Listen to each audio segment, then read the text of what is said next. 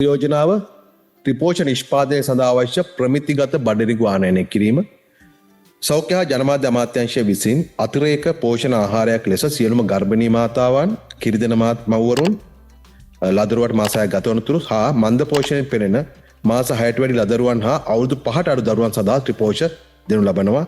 ත්‍රිපෝෂ නිෂ්පාදනය සඳහා බඩරිගු හා සෝයා බෝංචි ප්‍රධාන අමුද්‍රව්‍ය ලෙස යොදා ගන්නවා.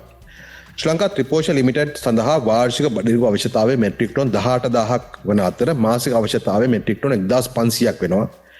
දේශීය වශයෙන් අවශ්‍ය ප්‍රමිතිගත බඩරිගු සපයා ගැනීමට පවතින අපහසුතාවය සැලකිටගෙන ත්‍රිපෝෂ නිෂ්පාදනය අකණ්ඩව පවත්වා ගැනීම සඳහා වසරකට අවශ්‍ය නිසි ප්‍රමිතියෙන් යුතු බඩරිගු ප්‍රමාණයක් ශ්‍රී ලංකා ත්‍රිපෝෂ ලිමිටඩ් විසින් ආනයනය කිරීම සඳහා ආයතනයේ වෙත ආනයන බලපත්‍රයක් නිකුත් කරන්නට සෞඛ්‍ය හා ජනමාධ්‍ය අමාත්‍යතුමා ඉදිරිපත් කළ යෝජනාවට අමාත්‍ය මණ්ඩලය අනුමැතිය ලබා දුන්නා.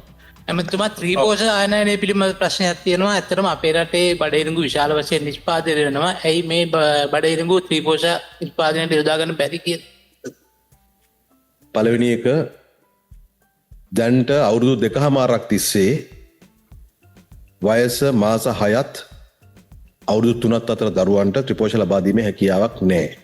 හේතුව තමයි ඒ බඩිරිඟු වල පවතින ඇෆ්ලටොක්සින් ප්‍රමාණය නිසා ඒ බඩිරිඟු යොදාගෙන ත්‍රිපෝෂ නිෂ්පාදනය කිරීමේ හැකියාවක් තිබුණේ නැහැ. අපි ඇත්තටම මේ අස්වැන්න නෙලා ගැනීමෙන් පසු ගබඩා කිරීමේ ප්‍රශ්න තියෙනවා.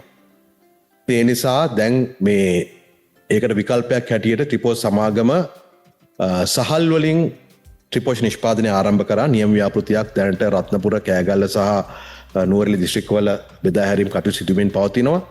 ඒ වගේම කිරිදෙන මව්වරුන් සහ ගැබිණි මව්වරුන් සඳහා අවශ්‍ය කරන ත්‍රිපෝෂ බඩරිගු යම් ප්‍රමාණයක් නිෂ්පාදනය මිලදී ගනිමින් කරගෙනත් යනවා. නමුත් ඒක ප්‍රමාණවත් නැහැ. ඒ නිසා තමයි මේ පවතින අවශ්‍යතාවය සැලකිලිට අරගෙන බඩරිගු ආනයනය කිරීම සඳහා ආනයන බලපත්‍රයක් නිකුත් කරන්නට කැබිනට් මණ්ඩලය තීන්දුවක් ගත්තේ.